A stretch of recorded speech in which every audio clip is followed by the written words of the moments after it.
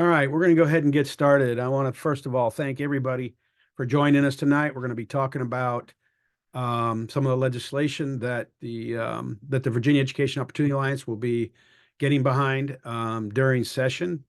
My name is Craig DeSessa, and I am the Executive Director of the VEOA. I'm also the President of the Middle Resolution, which has a PAC, and we have a policy group, and we get involved in elections. This past 2 years, we did a lot of school board races. I think we had 48 school board races we were involved with, and I think we won 38 of those. So we've had some success there. And then on our policy side, we get involved in education and election integrity. I handle along with Chris Allen, handle the education side of things, along with our partners in the VEOA. The VEOA is made up of a number of partners. We have Americans for Prosperity, Family Foundation, Heritage Action, Virginia Institute for Public Policy, and I know I'm forgetting somebody else, Thomas Jefferson Institute. And between those 6 partners, we put together this coalition and drive it.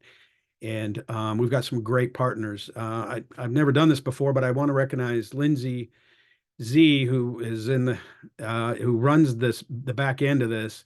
She does an amazing job. She works at the Virginia Institute, and again, another partner that does great work. We were expecting Delegate Scott tonight. He is a patron for 2 of our major pieces of legislation in the House.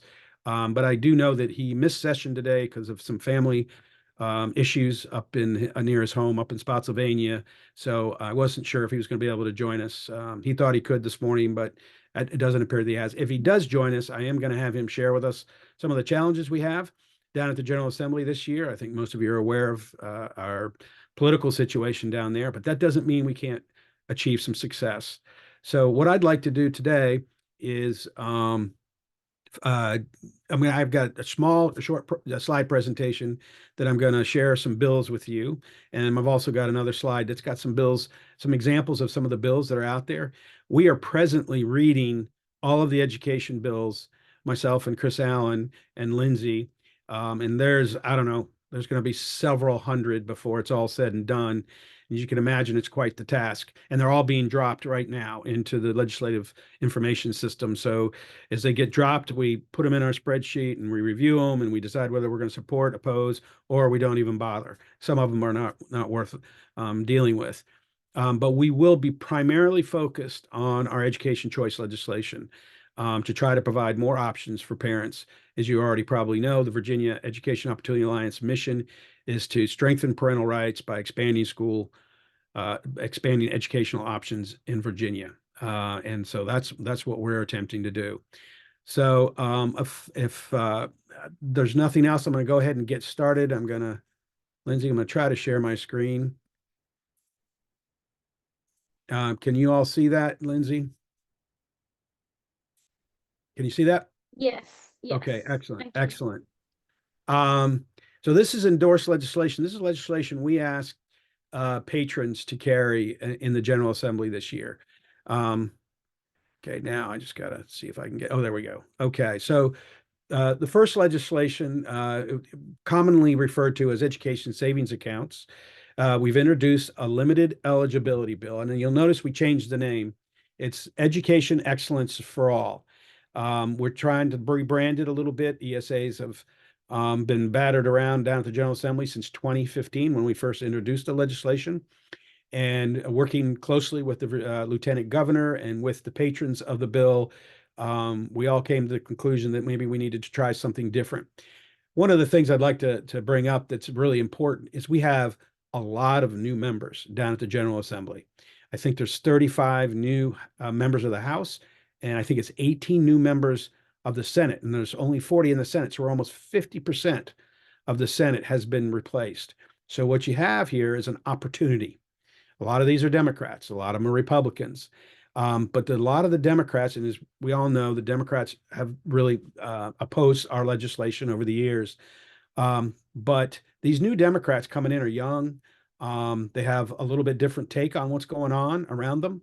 And we believe there's a real opportunity. We had a couple of legislative policy calls back in November and December where we invited all of the legislators, new legislators, and and incumbents to join us. And we talked about this legislation. And we got a number of Democrats on the call. So that was encouraging. And so we're maintaining relationships, in contact with those folks. And we think there's a possibility because the chamber, as you know, um, the split in the House and the Senate is by 2 votes. The House is 20, I mean, excuse me, the Senate's 21-19, the House is 51-49. So essentially, you really only need, you know, uh, one person in the Senate if you can get all Republicans to vote for it, which I think we can.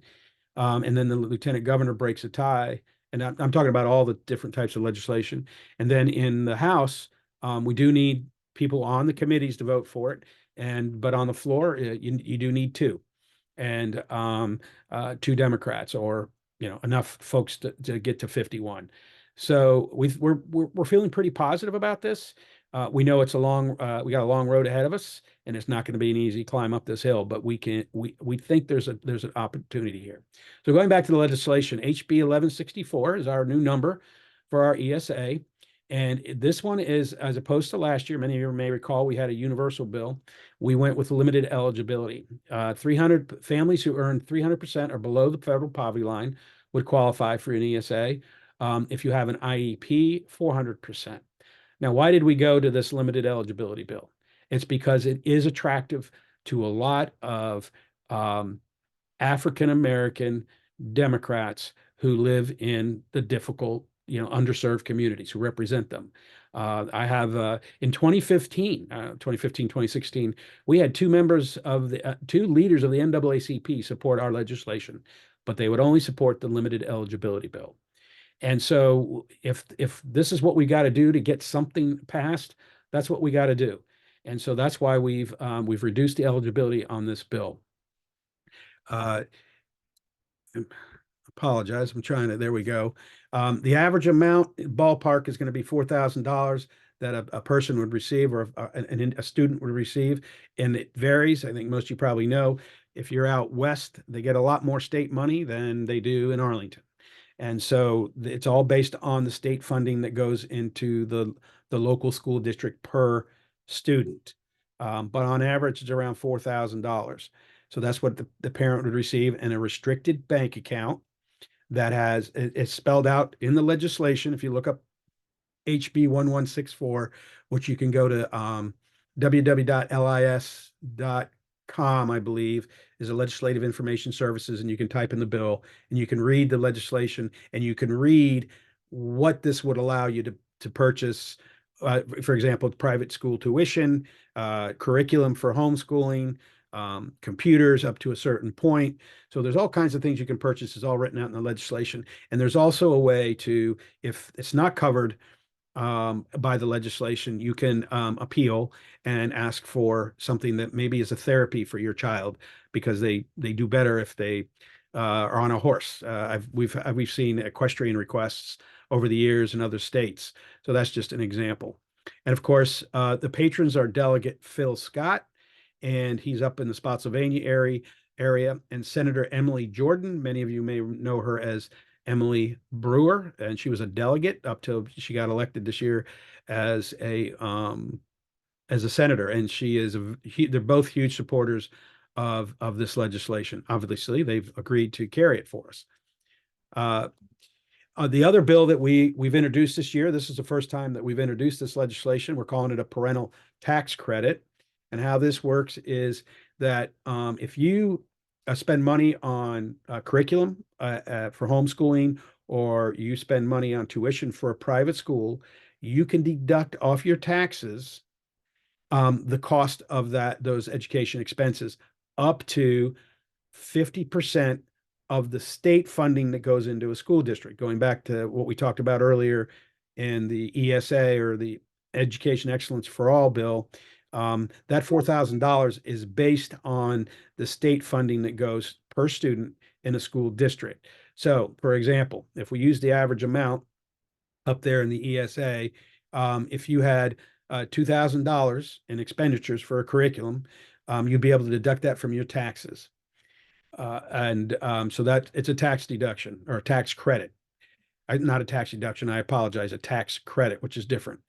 Now, if your income is below 200% of the federal poverty line, you get to deduct as much as 80% of your expenses. And that's obviously for low income families. And now this is also a refundable bill, which may or may not sell too well down to General Assembly.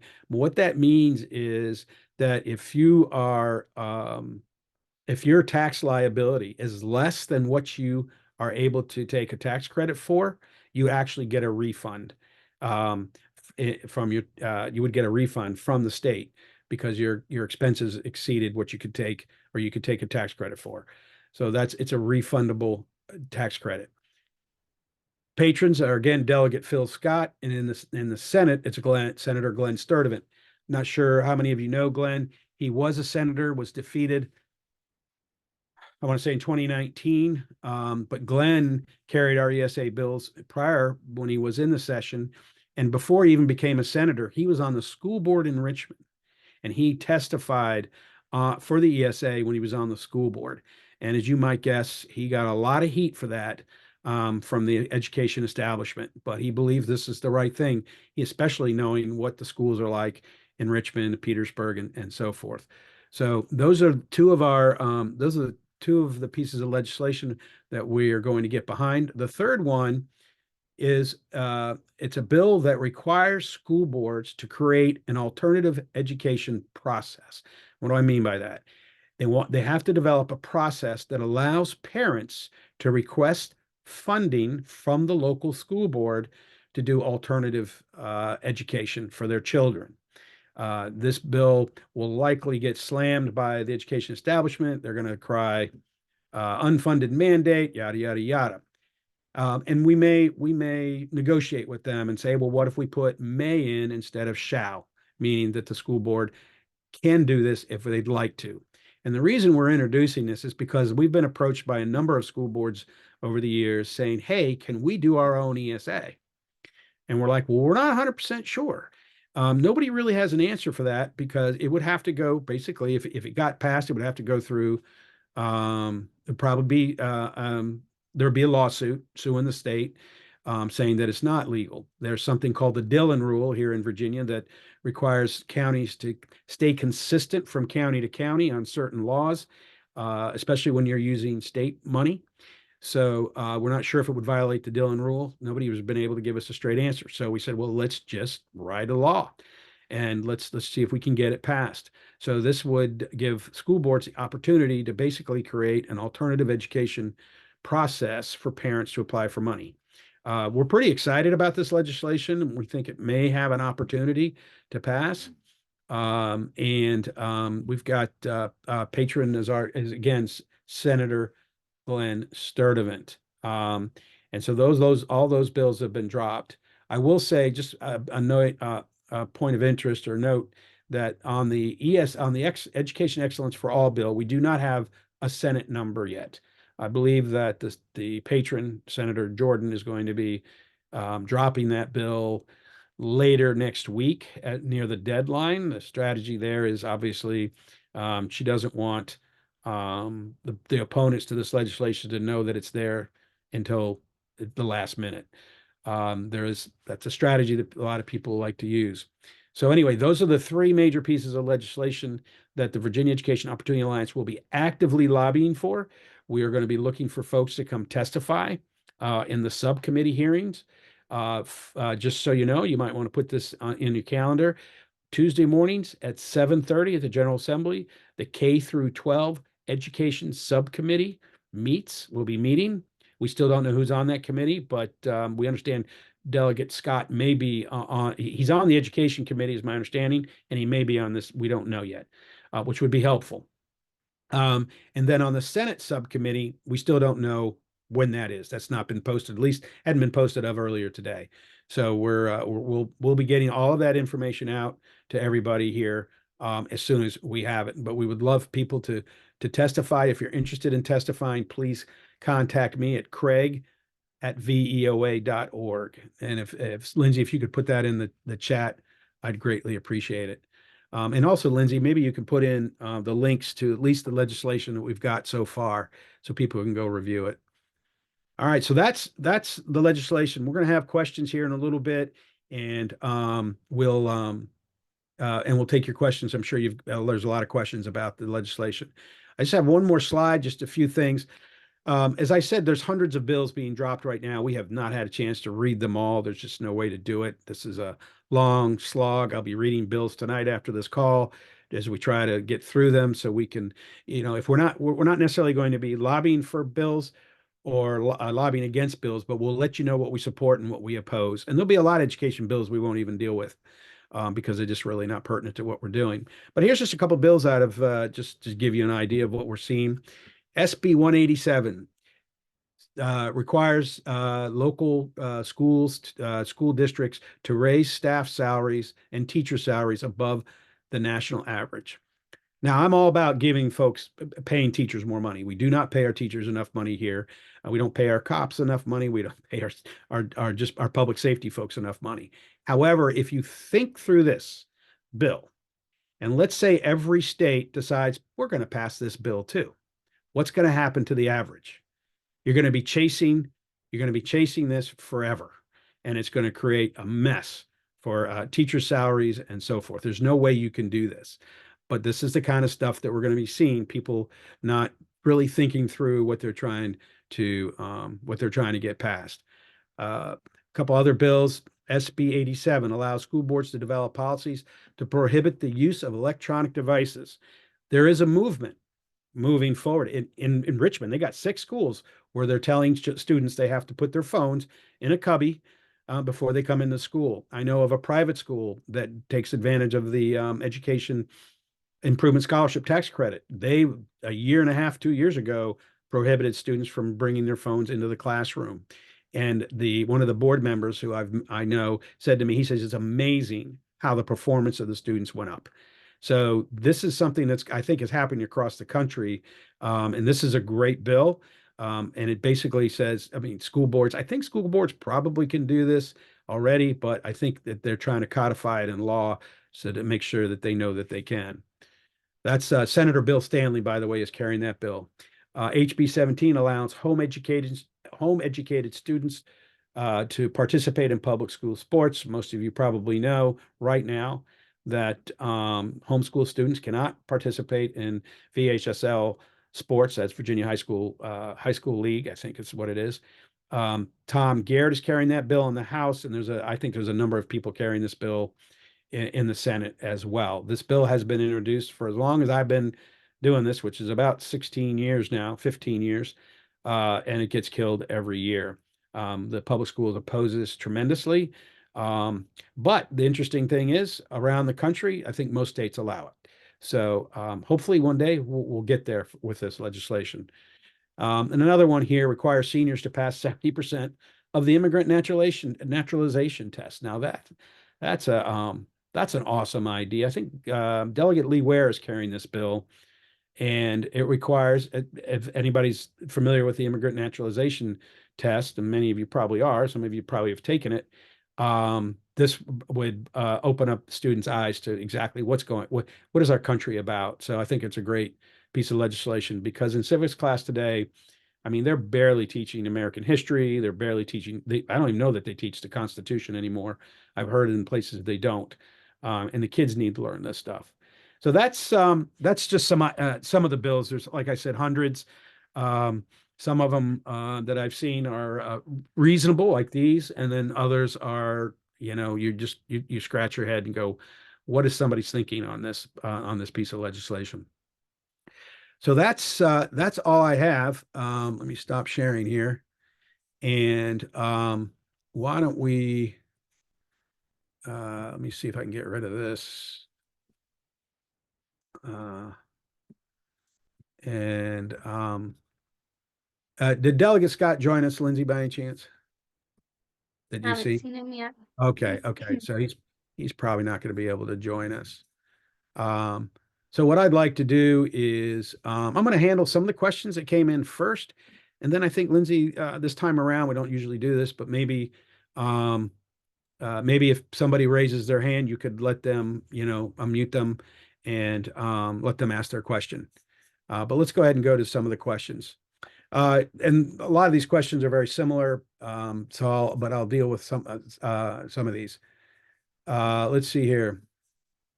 What is a summary of action needed by supporters, which and which piece should be emphasized as best likely to pass? Well, I think I addressed this a little bit. Certainly on the education excellence for all, which is our ESA bill, we would encourage you to call your legislator, contact them, email them, and tell them your senator and your delegate. And Lindsay, if you put in who is my legislator, the link to that, because and that's if you don't know who it is, just you go to this website, you put in your address, and it tells you everybody from President Biden all the way down to your dog catcher who represents you. So you can, and then there'll be an email link there, and you can email them. You can call their office, talk to their legislative assistant, or you can. I would ask for the delegate first or the senator, but you'll likely will get their legislative assistant, and leave a message that you want them to support this legislation. You can write a letter to the editor in your local newspaper. That's huge. I believe we have some examples on the VEOA website, and you can go there and use them as a sort of a template. And if we don't, I'll make sure we get those up there here in the next couple of days. So those are some of the things you can do, and so we would encourage you to do that. And if you can get down here to the General Assembly for the subcommittee hearings and testify, well, you can actually testify on Zoom as well. So we will be sending all that information out. The challenge we're going to have this year, as opposed to last year, is they will likely let us know the night before that is coming up the next morning on 7:30. Last year, we had the advantage of the education chair being our chief patron, so he would tell us in advance of when this legislation would come up. Well, this year, I'm not certain that the Speaker Scott, or the Senate Majority Leader are going to be as generous with that information. So we're going to have to be following it very, very closely. A lot of times they drop this legislation in the agenda for the next day at the last minute, for the very reason to prevent you from having time to plan to send folks in to testify. But you can come down, or you can go on Zoom and testify. And again, we'll be sending all that information out as it becomes available. You can also go online. If you go to the bill, I believe you can go to the bill, and you can go to a link that allows you to comment. And Lindsay, do you remember how that worked? I forgot how that works. Yes, in the House specifically, they have a website set up designed for members of the public to be able to comment on individual bills, and I can drop that link into the chat for people to pick up. On the Senate side, they don't have a system set up like that, but in the House they do. Okay, excellent, excellent.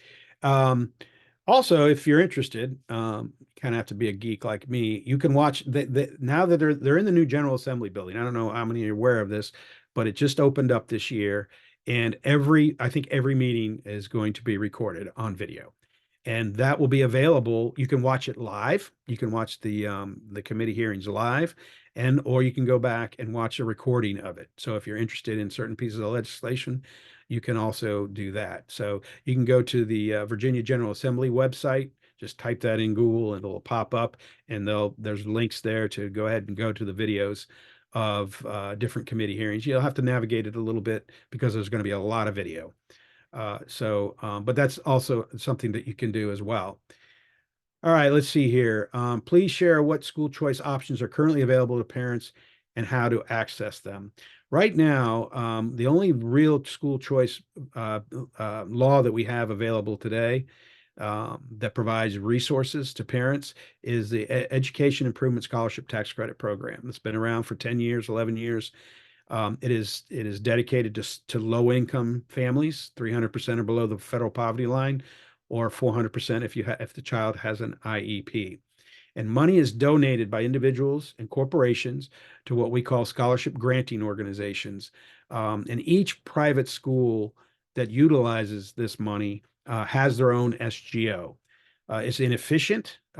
We would love to see a state SGO that be able to aggregate all of these others, and then there would just be one SGO, which would be much more efficient. But we don't have that right now. So every private school that takes advantage of this, that has low income children in it, has their own personal SGO. For example, there's a school in Richmond called Anna Julia Cooper. They're a small private school. Well, they're not so small anymore. They've grown quite a bit.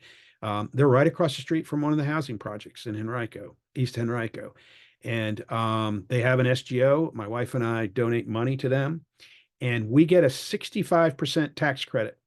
So if I have $1,000 tax liability and I give $1,000 to Anna Julia Cooper, I get a $650 tax credit off my towards my state tax liability. So that's how that program works. There's about close to 5,000 students who use that program right now in Virginia. It's not widely used. They have a $25 million cap on that. So after the tax credits get up to $25 million, you can't get a tax credit after that. However, this program is raised, well, historically, it's raised up to about $13 million. My understanding is the governor is very supportive of this, and I believe he's gotten some people to donate to this to get the money up there, the contributions. And so hopefully we'll see an explosion in these scholarships over the next year. I haven't followed it closely, but I believe that's what's happened there. I will tell you that in 2019, the Democrats tried to kill this law, and that would have sent 4,500 kids back to public schools. Fortunately, the parents, the schools, a huge outcry from parents and the schools and the children stopped them from. I don't even think the bill got heard in subcommittee. I think they just got rid of it. But there are people that would like to see this kind of program disappear. So we have to recognize that there is hostility towards providing education options outside of the public school system. But that's the only program. Now, I do want to touch on one thing that we're getting behind, and I think there's a question about this, is, we're not putting all our eggs in this basket, in the legislative basket. An example, in 2017, after we actually got the legislation passed, this exact bill passed in 2017 to the governor's desk. Of course, he vetoed it. McAuliffe did it one year, Northam did it another year, and Northam actually killed it in 2015 when he was a lieutenant governor. We were very frustrated, and we decided to go outside of the legislative process and look for a scalable, affordable, quality school system. We found one, and it was in North Carolina. And we convinced them to open up a school here in Virginia. It's called Thales Academy. It's opened in Henrico right now, and they're going to be building their first school building in Chesterfield. I believe 2025 is fall of 2025 is when that school will be built. They have in North Carolina, they have 8 or 9 of these schools, K through 12, and they have their own buildings, and tuition $6,500, and they take no federal, state, or local money. The owner and founder is a libertarian, and he's like, no government involved here. So there are these possibilities for schools in Virginia. And so that's one example of what we've tried to do to bring better education to Virginia. The other thing that's exploding here in Virginia, and many of you probably have heard about it, are micro schools. And micro schools come in many forms. We just spoke with a woman out of Yorktown today, Mercedes Grant, started a micro school this year. She's got 33 students, K through 8, which is just absolutely amazing. I talked to 2 young men here. I say young, these guys are early 30s, are starting a Christian Acton micro school here in Ashland, where I live. So these schools are taking off. So we're working with these folks, helping them navigate the legislative process, navigate whatever it is they need to do to get their school started. I will mention we're doing another education conference, our 3rd annual education summit in end of April. We don't have a date yet, but we're getting very close. You'll learn about that here shortly. And we'll be focusing on micro schools and how can you start a micro school, and how can micro schools be a supplement to public schools. They're seeing this in Arizona. Micro schools are actually now a vendor to public schools. So there's all kinds of exciting things out there going on in the education entrepreneurial space that we are working with. So we're not only putting our eggs in this basket, we're working with other organizations and other people to really expand the opportunities for kids to have different forms of education. We're working with the homeschooling, of course, the homeschooling heave here in Virginia. The parental tax credit legislation is something that they wanted to see get introduced. We're working with all kinds of groups outside of the public school system to try to expand those opportunities for parents and to make it more affordable for parents. So that's some of the things that we're doing. Let's see here. All right, I just answered that question. What are the chances of getting any school choice legislation through? I think we've addressed this a little bit, but the chances are not great with the Democrats controlling both chambers. However, as I said earlier, we pared back our ESA legislation, the Education Excellence for All legislation, to see if we can attract some Democrats. I mentioned I had two members of NAACP. I think I mentioned this earlier. The two members of the NAACP. They were presidents of the Loudoun and Fairfax NAACP that supported our legislation as far back as 2015 and 2016, and they are still very supportive. And they called me the other day and offered up, who can we talk to, especially of the new legislators, because they have tremendous influence with legislators in Virginia. And so they'll be working with us. So there are people out there that we think possibly, if they have the courage to vote against their caucus, which takes a lot of courage to do that, especially if you're a freshman. But if their convictions are strong and they have that courage, we think there's a real possibility that we can get something through.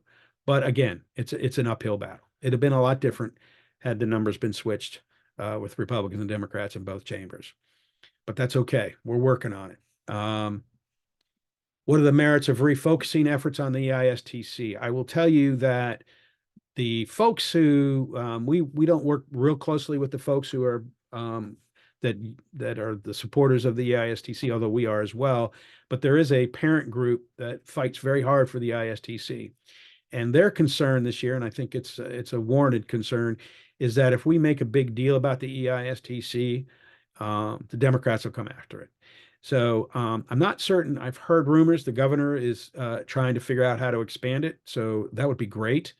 But we need to be aware that there's a possibility that they'll try to do something. There is a sunset clause. I think it's 2027, and obviously we would like to see that sunset clause expire, or not expire, but just be eliminated, so that the program can continue in perpetuity. But right now, not certain about that. All right, let's see here.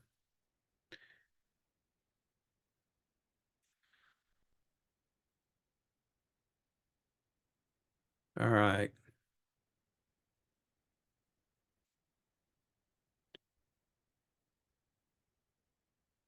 All right, here's a question. I think I've already answered it, but I'll bring it up again. Would the school choice legislation provide a financial or tax credit for families that opt for homeschooling or online academy? And the answer is yes. This is the parental tax credit legislation that we've introduced. Every child who's in private school or homeschooled would be able to write off their educational expenses if this law were able to pass. And because it's the first year, my guess is that it will be either pared down or we will have to bring it back next year in an improved form. This often happens where the first time legislation is introduced, they say, we like this idea, but you guys need to come back next year with it.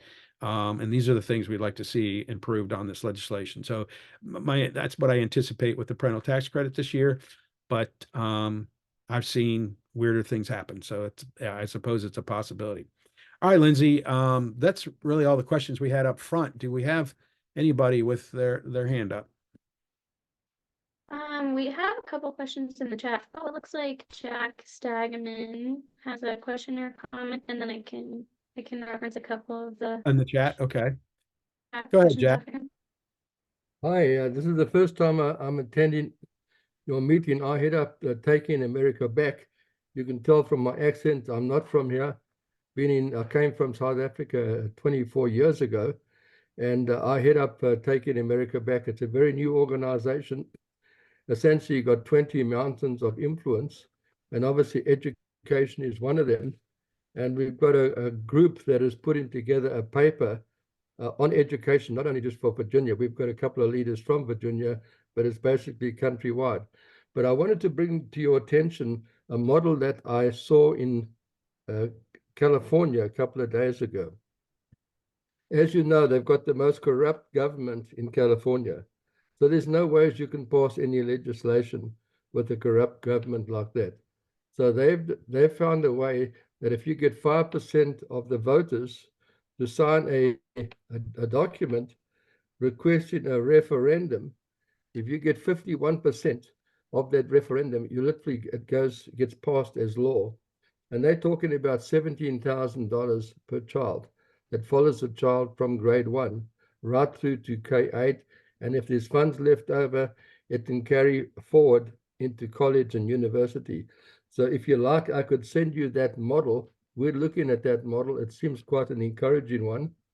And then the other aspect I wanted to make was, we speak about a 50-50 split in Virginia, but in reality, it's far worse than that, because we've done some surveys with a number of delegates and people that have been involved for many years, and they believe that 60% of the Republicans are rhinos, and essentially they're voting with the Democrats. So it's not a 50-50, it's an 80-20 situation. So you're up against a very difficult challenge. And that's why I don't know whether we can, but it's something I'd like to have a discussion with you.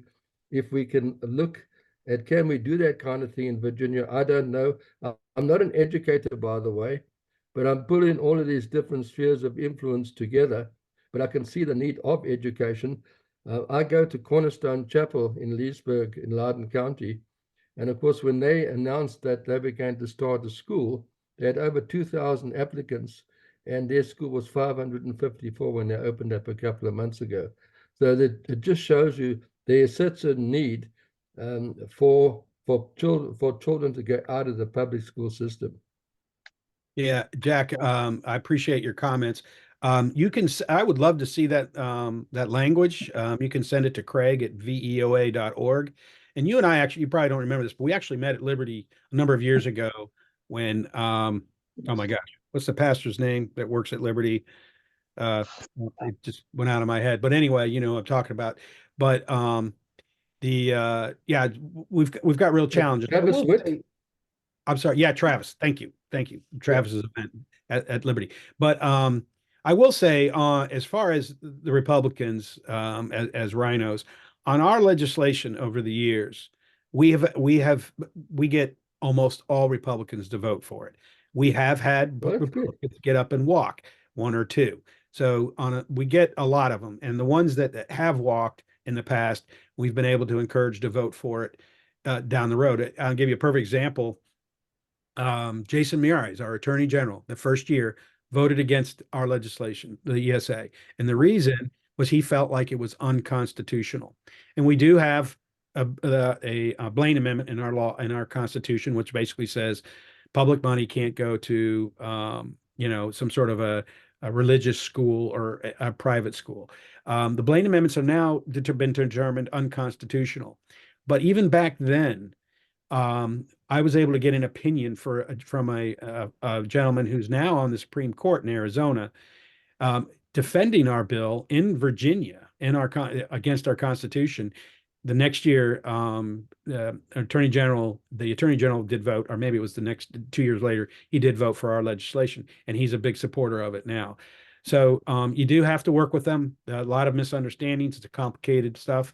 So we do have to work it. So I will give Republicans a lot of kudos. They have been supporting our legislation over the years. Well, I'm encouraged to hear that. Thank you so much. Yep, not at all. Okay, next, Lindsay, what have we got? Is there a question in the chat? Yes, sorry, I thought I had unmuted.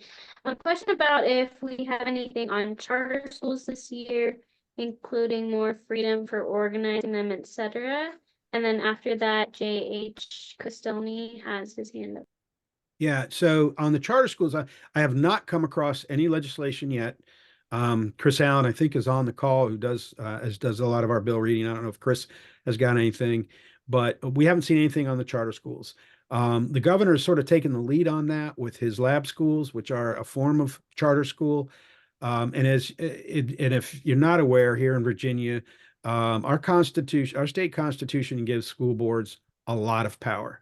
And so if you wanted to apply for a charter school, you would have to send your application to the local school board. If the local school board turns you down, that's it. There's no appeal. We've tried to get legislation passed in the previous years to change that in the Constitution. And unfortunately, we've not been able to get it to a referendum. That's how in Virginia, to change the Constitution, you have to have a vote on a resolution for an amendment to the Constitution at the General Assembly. The governor has no say in this. He can't veto it. He doesn't vote on this. Then you have to have an election year, which we have one every year here in Virginia. And then you have to do it again. You have to get it passed. If you get it passed the second time, then it becomes a referendum on the ballot in Virginia at the next election. And unfortunately, the second time around, we were not able to get the charter school referendum passed. It basically said that if the local school board turned you down, you could appeal to the board, Virginia Board of Education. And obviously, local school boards are not favorable to charter schools. We do have, I think, 8 in Virginia, and all of the 8, I believe, all the 8 charter schools get less money per child than their local public schools, and they still perform quite well. So that's the answer to the charter schools. All right, who's got their hand up?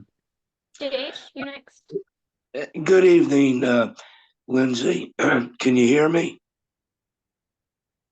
Can Yes, you hear me? Yes, we can- I can we hear can you fine. Okay, great. First and foremost, it's all about workforce development for me and career technical education, particularly in the high school arena.